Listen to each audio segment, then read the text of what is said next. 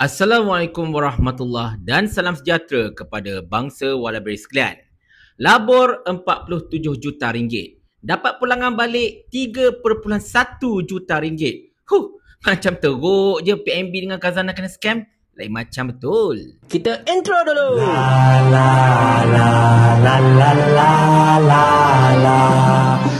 Cerita dia macam ni tuan-tuan dan puan-puan sekalian. Mungkin ada di antara anda yang masih ingat ataupun mungkin ramai juga yang telah terlupa tentang betapa pada tahun 2018 Khazanah Nasional Berhad dan juga Permodalan Nasional Berhad telah melaburkan sejumlah 47 juta ringgit ke atas sebuah syarikat startup e-dagang bernama Fashion Valley.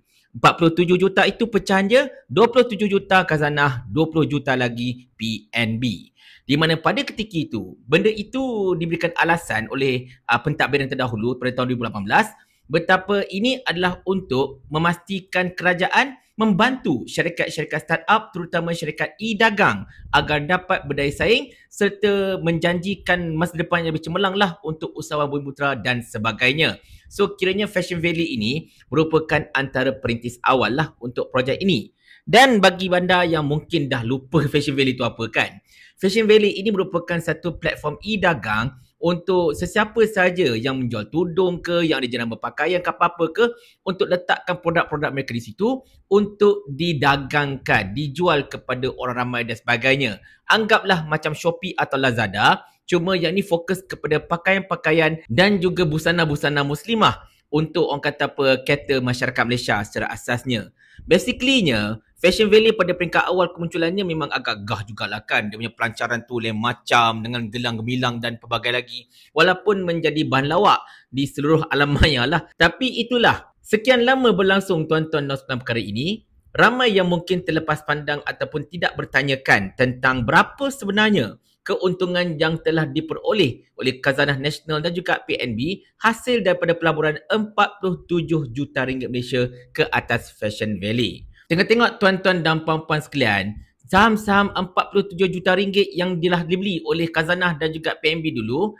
telah dijual kepada NXBT, sebuah syarikat Bumiputera dengan harga cuma 3.1 juta ringgit. Basically Khazanah dengan PNB laburkan 47 juta tapi jual balik dengan harga 3.1 juta. So secara asasnya Khazanah dan juga PNB telah kerugian berjumlah 44 juta ringgit. Bukan jumlah yang sedikit tuan-tuan dan puan sekalian, jumlah yang sangat-sangat banyak sebenarnya.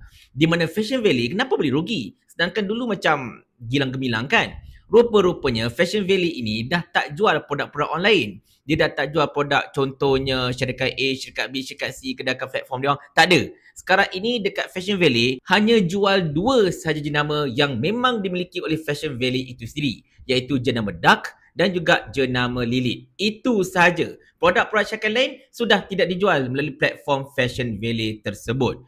Dan secara asasnya benda ini telah dibangkitkan kembali dekat parlimen baru-baru ini hasil daripada soalan oleh ahli Parlimen Puchong iaitu Yeo Bee Yin, di mana jawapan itu telah diberikan oleh Kementerian Kewangan secara bertulis. Dan dalam ruangan jawapan tersebut, Kementerian Kewangan mengatakan bahawa jumlah kerugian yang dialami berkaitan dengan Fashion Valley ini sebenarnya sedikit, relatively sedikit berbanding dengan jumlah keuntungan Khazanah dan juga PNB yang lain. Kira macam, alah tak apalah, tercicit RM3 dan poket aku RM100 macam tu lebih kurang kan.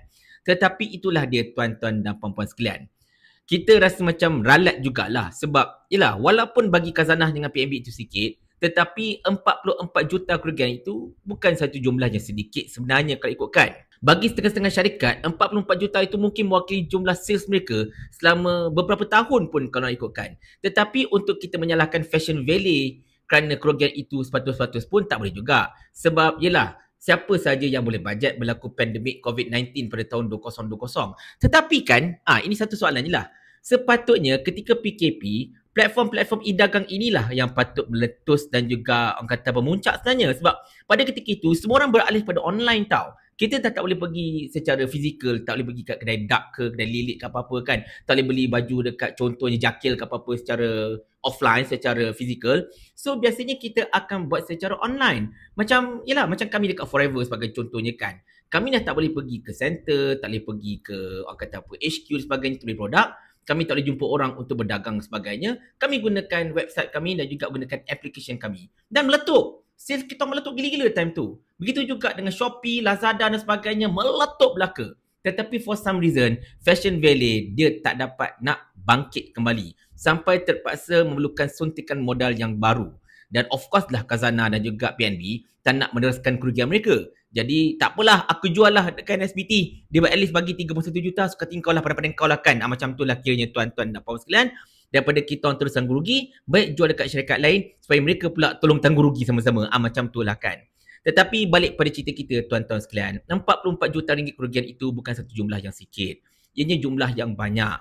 Dan sangat malang kerana ia melibatkan sebuah startup syarikat Bumiputera yang sepatutnya menjadi perintis kepada kerajaan untuk membantu syarikat-syarikat Bumiputera selepas ini.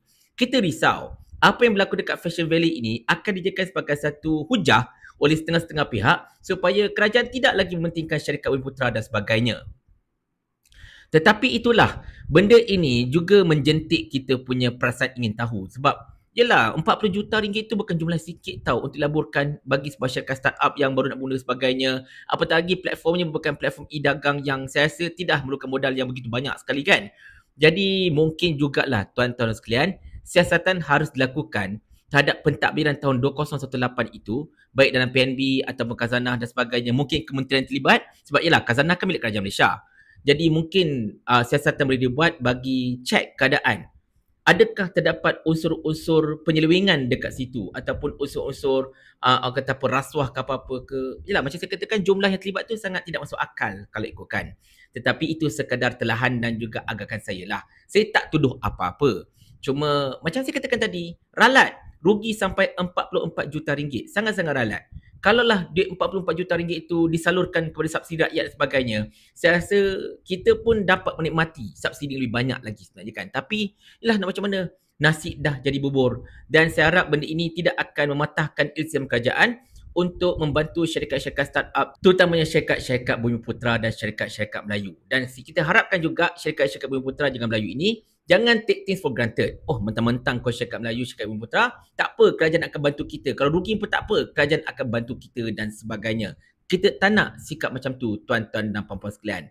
Dan seharusnya syarikat-syarikat seperti ini, sebelum mereka hendak mulakan perniagaan mereka, kena pastikan mereka ada betul-betul formula yang kukuh untuk memastikan mereka ini mampu untuk bersaing, seterusnya mendapatkan keuntungan bagi salurkan kembali kepada para pemegang saham. Kalau tak, jadi macam ni lah. Andai kata kalau anda tak tahu nak cari formula kat mana, tanya Menteri Ekonomi yang power gila ni. Dia kan banyak formula. Dok tanya, kamu raja formula, mana formula kamu? Memang bahlul, formula tengah berjalan lah bodoh. Bodoh, kecil-kecil tak ada mampus, semua besar menyusahkan orang. Dah tua pun bodoh. Memanglah kita orang kerajaan, yang jadi sekarang ni formula lah tu.